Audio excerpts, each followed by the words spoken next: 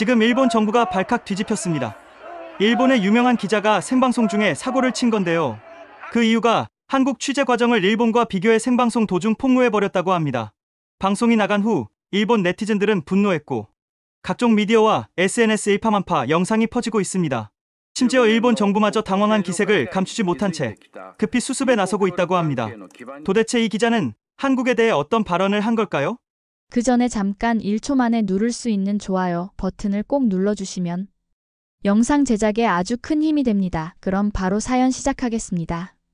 도쿄 시부야의 한 방송국 스튜디오.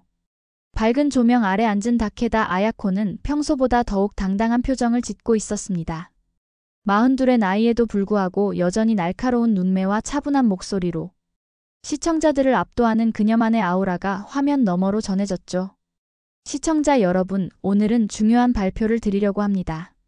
아야코의 목소리에는 확신이 가득했어요. 최근 한국 경제 상황에 대한 분석을 진행하면서 저는 한 가지 확실한 결론에 도달했습니다. 한국 경제는 이미 몰락의 길에 접어들었다는 것이죠.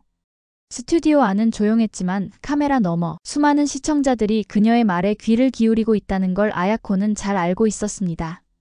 20년간 경제 전문 기자로 활동하며 쌓아온 신뢰와 명성이 그녀의 발언에 무게를 더했죠. 물론 일부에서는 제 분석에 반박할 수도 있겠습니다만 아야코는 잠시 멈춤을 두며 시청자들의 집중도를 높였습니다. 그래서 저는 직접 한국으로 가서 현장 취재를 진행하겠습니다. 한국의 실상을 여러분께 정확히 보고드리는 것이 저의 책임이라고 생각해요. 방송이 끝난 후 편집실에서 동료 기자들과 마주친 아야코의 표정은 더욱 자신만만했습니다. 아야코 씨, 정말 한국에 가실 건가요? 후배 기자 하나가 물었죠. 당연하죠. 현장에서 직접 확인해야 독자들도 납득할 거 아닙니까? 아야코는 손에 들고 있던 커피잔을 탁자에 내려놓으며 대답했습니다. 다음 날 아침 아야코는 편집장실에서 특집 기획안을 제출했습니다. 한국 경제 몰락 현장 루포라는 제목의 기획안에는 그녀가 예상하는 한국의 모습들이 자세히 적혀 있었어요. 높은 실업률, 침체된 거리 풍경, 절망에 빠진 시민들의 모습까지. 모든 것이 그녀의 기대대로 흘러갈 것이라는 확신이 글 곳곳에 배어 있었죠. 일주일 후 인천국제공항에 발을 디딘 아야코는 예상과 전혀 다른 첫인상에 당황하고 말았습니다. 공항 내부는 깔끔하고 현대적이었고 안내 시스템 또한 효율적으로 작동하고 있었어요. 특히 입국 심사대에서 만난 직원의 친절한 응대는 그녀의 예상을 완전히 벗어났죠. 일본에서 오셨나요? 취재차 방문이시군요. 좋은 시간 보내시길 바랍니다. 심사관의 유창한 일본어의 아야코는 놀라움을 감추지 못했습니다. 미리 준비해온 번역기를 꺼낼 필요도 없었거든요. 공항에서 서울 시내로 향하는 택시 안에서 아야코의 혼란은 더욱 깊어졌습니다. 택시 기사는 나이 50 정도로 보이는 남성이었는데 그 역시 간단한 일본어로 인사를 건넸어요. 어서 오세요. 서울 처음이세요? 기사의 목소리에는 진심 어린 환대가 담겨 있었습니다. 네, 처음입니다. 아야코는 어색하게 대답했죠. 그녀가 상상했던 한국은 경제적 어려움으로 인해 외국인들에게 냉담할 것이라고 생각했거든요. 하지만 현실은 정반대였습니다. 택시가 고속도로를 달리며 서울 시내로 접어들자 아야코의 눈에 들어온 풍경은 그녀를 더욱 당황스럽게 만들었어요. 한강을 따라 펼쳐진 고층 빌딩들, 깨끗하게 정비된 도로, 그리고 활기찬 거리의 모습. 이 모든 것이 그녀가 예상했던 몰락한 도시의 모습과는 거리가 멀었습니다. 저기 보이는 건물들이 강남이에요. 우리나라에서 가장 발달한 지역 중 하나죠. 택시 기사가 자랑스럽게 설명했습니다. 아야코는 창밖을 바라보며 복잡한 심정을 감출 수 없었어요. 지금까지 써온 기사들에서 묘사했던 한국의 모습과 실제로 눈에 보이는 현실 사이의 괴리가 너무나 컸거든요. 이건 아마 서울 일부 지역만의 모습일 거야. 아야코는 스스로를 달래려 했지만 마음 한구석에서는 불안감이 자라나고 있었습니다. 서울 도착 이튿날 아야코는 명동의 한 카페에서 취재 노트를 정리하고 있었습니다. 일본에서 미리 준비해온 자료들과 현재까지 관찰한 내용들 사이의 간극이 생각보다 커서 머리가 복잡했어요. 커피 한 잔을 마시며 생각을 정리하려던 순간 갑자기 깨달았습니다. 지갑이 없다는 것을요? 분명히 여기 뒀는데. 아야코는 가방을 뒤지며 당황했습니다. 지갑 안에는 신용카드는 물론 여권까지 들어있었거든요. 외국에서 신분증을 잃어버린다는 것은 심각한 문제였죠.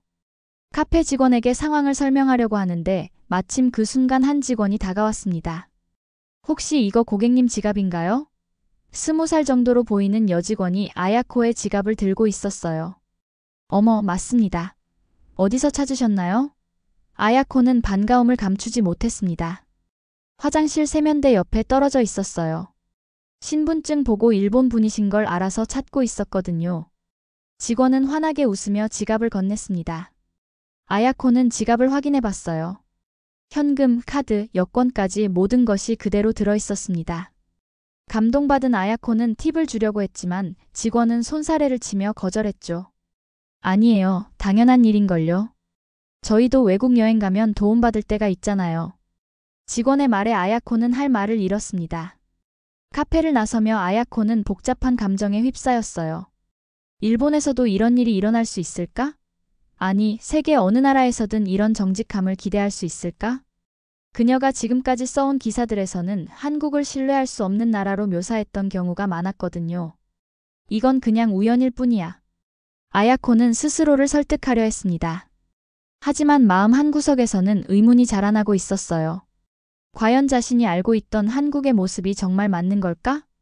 취재 사흘째, 아야코는 삼성전자 서초 사옥을 방문했습니다. 사전에 약속된 기업 탐방 일정이었지만 사실 그녀의 마음속에는 역시 일본 기업에 비해서는 뒤처질 것이라는 선입견이 자리 잡고 있었어요. 하지만 현실은 그녀의 예상을 완전히 뒤엎었습니다. 반도체 연구소에서 만난 엔지니어들의 설명을 들으며 아야코는 점점 압도당하고 있었어요. 현재 저희가 개발 중인 3나노 공정 기술은 세계 최고 수준입니다. 이미 전 세계 스마트폰의 30% 이상이 저희 반도체를 사용하고 있어요. 연구원의 자신감 넘치는 설명에 아야코는 할 말을 잃었습니다. 더 충격적인 것은 연구팀의 구성이었어요. 한국인은 물론 미국, 유럽, 심지어 일본에서 온 연구원들까지 함께 일하고 있었거든요. 글로벌 인재들이 한국에 와서 일하고 싶어 한다는 뜻인가요? 아야코의 질문에 연구소장이 웃으며 대답했습니다. 그렇습니다. 지금 가장 혁신적인 기술을 개발할 수 있는 곳이 바로 여기거든요. 오후에는 현대자동차 연구소를 방문했어요. 여기서 아야코가 본 것은 수소차 기술과 자율주행 시스템이었습니다. 시험 운행에 참여한 아야코는 차량이 스스로 주차하고 신호를 인식하며 보행자를 피해가는 모습을 직접 목격했죠. 일본 자동차 산업도 대단하지만 저희도 뒤처지지 않으려고 노력하고 있어요. 연구원의 겸손한 말투 뒤에 숨겨진 자신감을 아야코는 놓치지 않았습니다. 호텔로 돌아가는 길에 아야코는 깊은 생각에 잠겼어요. 지금까지 일본 언론에서 다뤄온 한국 기업의 모습과 실제로 본 것 사이의 간극이 너무 컸거든요. 과연 자신이 써온 기사들이 정말 객관적이었을까? 아니면 처음부터 편견에 사로잡혀 있었던 걸까? 나흘째 되는 날, 아야코는 강남의 한 스타트업 단지를 찾았습니다. 여기서 그녀가 만난 것은 완전히 새로운 세대의 한국인들이었어요. 30살 남짓한 스타트업 대표 김민수와의 인터뷰는 그녀에게 또 다른 충격을 안겨주었습니다. 저희는 처음부터 글로벌 시장을 목표로 했어요. 한국 시장만으로는 한계가 있다는 걸 알고 있거든요. 김민수의 말에는 거침이 없었습니다. 실패를 두려워하면 혁신은 불가능해요. 실패해도 다시 도전할 수 있는 환경을 만드는 것이 중요하죠. 아야코는 놀랐습니다. 일본에서라면 실패에 대한 두려움 때문에 안전한 길을 선택하는 경우가 많거든요. 하지만 이 젊은 한국인들은 실패를 성장의 기회로 여기고 있었어요. 투자자들도 실패 경험이 있는 창업자를 더 선호합니다. 실패를 통해 배운 것들이 더 가치 있다고 생각하거든요. 다른 스타트업 대표인 이지혜의 말도 인상적이었습니다. 오후에는 여러 스타트업을 둘러보며 젊은 직원들과 대화를 나눴어요. 이들의 공통점은 도전 정신과 글로벌 마인드였습니다. 저희 앱은 이미 동남아시아 10여 개국에서 서비스되고 있어요. 다음 목표는 유럽 시장입니다. 27살의 개발자 박준호의 말에는 자신감이 넘쳤어요. 아야코는 점점 혼란스러워졌습니다. 이런 역동적인 분위기가 정말 몰락하는 나라의 모습일까요? 오히려 일본보다 더 활기차고 도전적인 것 같은데. 인터뷰를 마치고 호텔방에서 아야코는 지금까지 작성한 메모들을 다시 읽어봤습니다. 처음 계획했던 기사의 방향과 실제로 경험한 것들 사이의 차이가 점점 벌어지고 있었어요. 과연 어떤 기사를 써야 할까? 진실을 써야 할까? 아니면 처음 계획대로 써야 할까? 그녀의 마음속에서는 기자로서의 양심과 기존 입장 사이의 갈등이 시작되고 있었습니다. 취재 닷새째, 아야코는 한국의 주요 방송국에서 현지 기자와 인터뷰를 진행했습니다. 상대방은 38살의 경제부 기자 이수진이었어요. 두 사람 모두 각자 나라의 베테랑 기자였지만 접근 방식에서는 확연한 차이를 보였습니다. 일본 언론에서는 한국 경제를 어떻게 평가하고 있나요? 이수진의 질문은 직접적이었습니다. 글쎄요, 여러 지표를 종합해보면 어려운 상황이라고 봐야겠죠.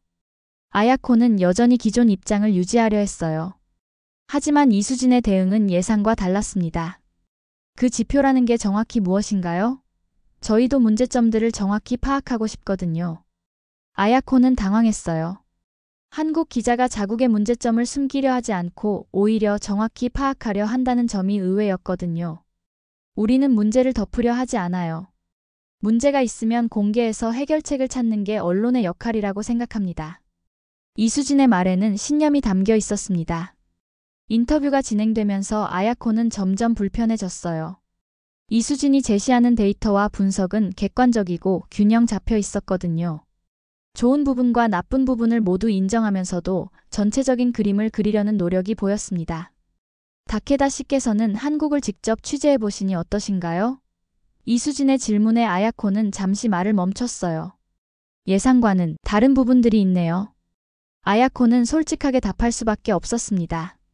그럴 거예요. 멀리서 보는 것과 직접 와서 보는 것은 다르니까요. 저희도 일본을 취재할 때 비슷한 경험을 했거든요. 이수진의 말에 아야코는 자신을 돌아보게 되었어요. 인터뷰를 마치고 나서 아야코는 깊은 자기 반성에 빠졌습니다. 지금까지 자신이 써온 기사들이 정말 객관적이었을까? 아니면 처음부터 결론을 정해놓고 그에 맞는 자료만 찾아왔던 건 아닐까?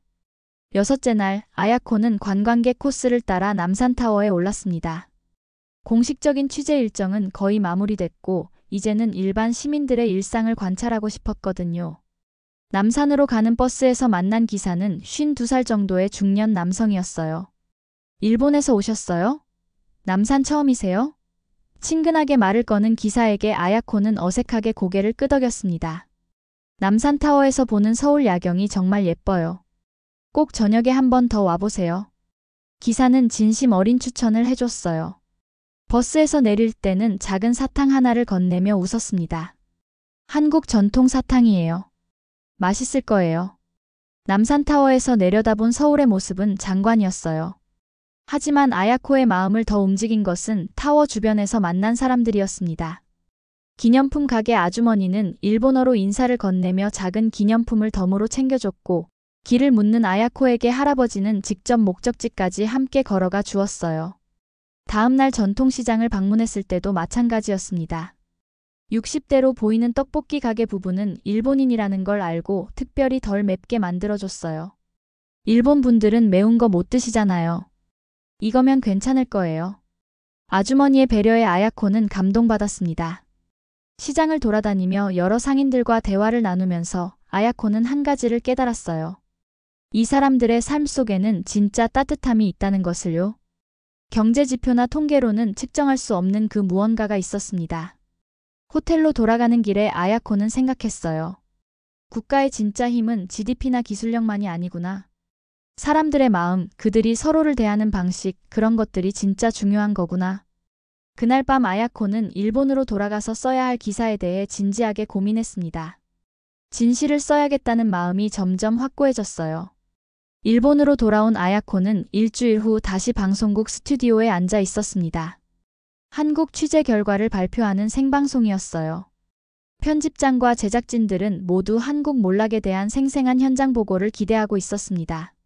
시청자 여러분, 일주일간의 한국 현장 취재를 마치고 돌아왔습니다. 아야코의 목소리는 평소보다 조금 떨리고 있었어요. 책상 위에는 미리 준비된 원고가 놓여 있었지만 그 내용대로 읽을 수는 없었습니다. 솔직히 말씀드리면 제가 예상했던 것과는 전혀 다른 한국을 보고 왔습니다. 아야코는 원고를 한쪽으로 밀어놓고 시청자들을 직시했어요. 스튜디오 안이 술렁였습니다. 제작진들의 당황한 표정이 모니터에 비쳤지만 아야코는 계속했어요. 한국은 몰락한 나라가 아니었습니다. 오히려 위기를 기회로 바꾸는 놀라운 회복력을 가진 나라였어요. 기술력으로는 일본과 어깨를 나란히 하고 있고 젊은 세대의 도전 정신은 우리보다 더 강했습니다. 방송국 전화기가 울리기 시작했어요. 시청자들의 반응은 극명하게 갈렸습니다. 어떤 이들은 아야코의 용기 있는 보도에 박수를 보냈고 어떤 이들은 배신감을 드러냈죠. 무엇보다 제가 깊이 감동받은 것은 한국 사람들의 정직함과 따뜻함이었습니다. 아야코는 가방에서 한국에서 받은 작은 기념품을 꺼내 보였어요. 이 작은 선물들이 저에게는 어떤 경제 지표보다 더 의미 있게 다가왔습니다. 방송이 끝난 후 편집장은 아야코를 불러 따졌어요. 원고와 전혀 다른 내용이었잖아요. 하지만 아야코는 흔들리지 않았습니다. 기자라면 진실을 보도해야 하지 않을까요? 제가 본 것이 진실이었어요. 그날 밤 아야코는 자신의 책상에 앉아 한국에서 받은 작은 기념품들을 하나씩 만져보며 다짐했습니다. 앞으로는 편견 없는 시각으로 진실만을 추구하는 기자가 되겠다고요. 42의 나이에 찾은 진짜 기자 정신이었습니다. 영상 시청해주셔서 감사합니다. 오늘의 감동만만세 사연 어떠셨나요? 감동적인 이야기가 여러분의 가슴에 와닿기를 바랍니다. 여러분의 뜨거운 의견을 댓글로 남겨주시고 이 영상이 여러분의 가슴을 올렸다면 구독과 좋아요 그리고 공유를 부탁드립니다. 대한민국의 위대한 이야기가 더 많은 사람들에게 전해질 수 있도록 함께 해주세요. 저는 다음에 더 좋은 사연으로 돌아오겠습니다. 감사합니다.